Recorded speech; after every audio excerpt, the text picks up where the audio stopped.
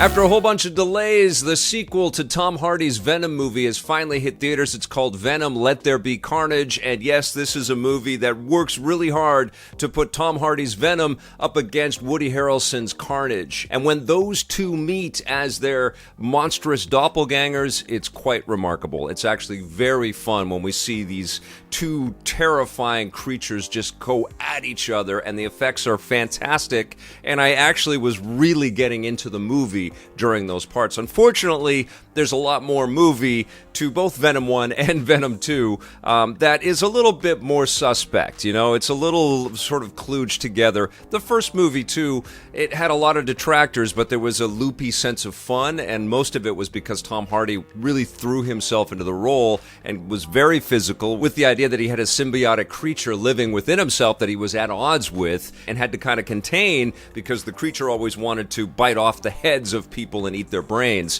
which is, you know, a pretty remarkable sort of platform to set your storytelling on. And Tom Hardy, I think, made the most out of a script that maybe wasn't as fleshed out as it could have been with the first film. So there were a little bit more expectations for the sequel, that we were going to get a, you know, no pun intended, meteor kind of take on the character, and we were going to see new shades of the performance and where this was going to go. And honestly, you get a lot more of what you got in the first Venom film. Tom Hardy is still a manic, freaked out person packing around a monster inside of him that he is constantly at odds with. And it's crazy. Tom Hardy looks like he's just always dripping in sweat, and he's all wet and disheveled. He kind of looks like a mess. But I think you would if you were actually Eddie Brock and you had Venom inside of you. And so there's a truthfulness to the silliness, which I applaud.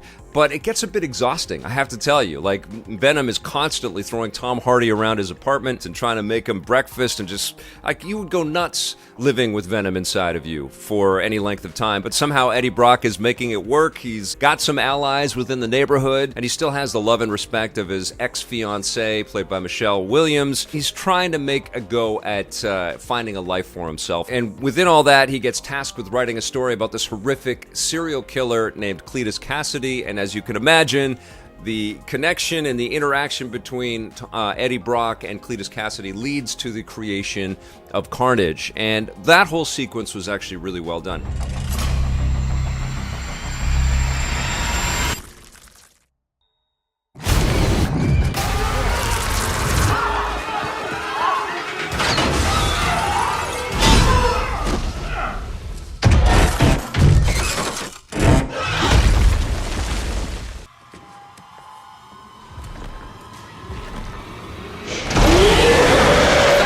I would say I can't fault the effects. I can't fault what people are paying the ticket price for, which is to see Venom and Carnage go toe-to-toe. Like, that is fun movie making. It reminded me a lot of kaiju stuff, like the Godzilla monster movies and stuff like that.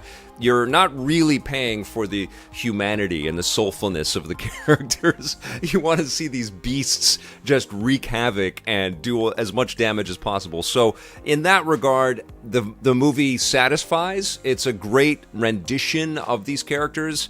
And, you know, I've only ever really seen Carnage on comic book pages and in the video game Maximum Carnage, Spider-Man and Venom Maximum Carnage, which I enjoyed. So it's quite terrifying to see him realized on the big screen in this kind of photoreal thing, although most of the sequences with both Venom and Carnage take place at night, and it looks a little less realistic when we have a lot of light on these characters, but that's a lot of CG work, that's a lot of special effects. And it's interesting that Andy Serkis is the director this time. Ruben Fleischer was busy working on the sequel to Zombieland and couldn't do the sequel to Venom. So Andy Serkis, you know, clearly a veteran with CGI characters, was brought in to, I think, make the most of these CGI characters. But, you know, I still think that this is a messy, slapdash movie with kind of the bones of an interesting plot. Naomie Harris plays a character named Shriek, who had befriended Cletus Cassidy when they were kids, and so there's an alliance there. And I didn't even recognize Naomie Harris. She's got these dreads on, she's got this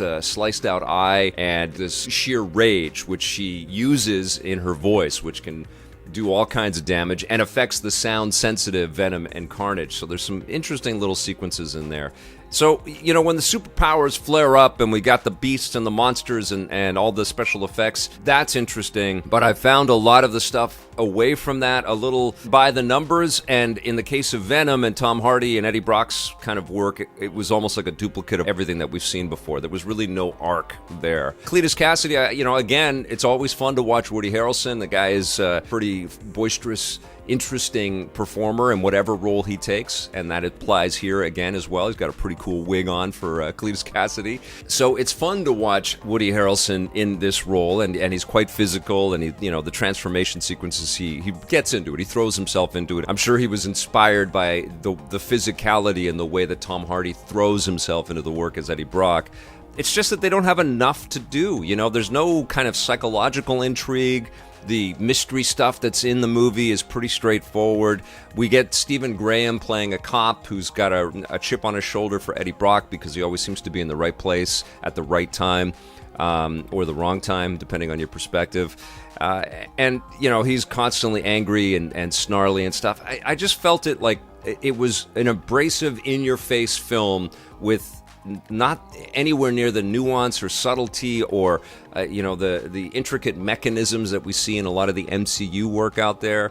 And I find Venom and Carnage super intriguing characters. They make for awesome villains, or in the case of Venom, kind of an anti-hero. But these characters are absolutely absent that Spider-Man element. I found that with the first Venom film, and it's such a glaring omission here. We need that other sort of character force in there that's a little bit more virtuous and a little bit more heroic to kind of balance this rickety table of this movie. And of course, that isn't there. You know, everybody's kind of scummy and despicable and dirty and also, it's not full-on gore either, right? Because this is a PG-13 film, so they don't go into like Deadpool-style Carnage or anything like that to kind of take the comedy, the dark comedy, over the top.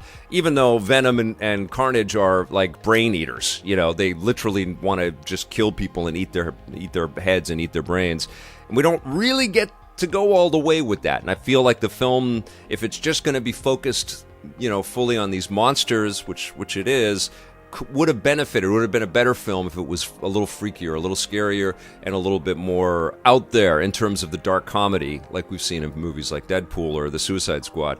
I didn't hate this movie. I just felt like it was, apart from the Carnage element and seeing two monsters go at it, it was a lot like the first Venom film, and it was kind of a mess. It was just not as cohesive and as fun and as enjoyable as a lot of the MCU stuff that I've been watching recently, and what James Gunn just did with The Suicide Squad.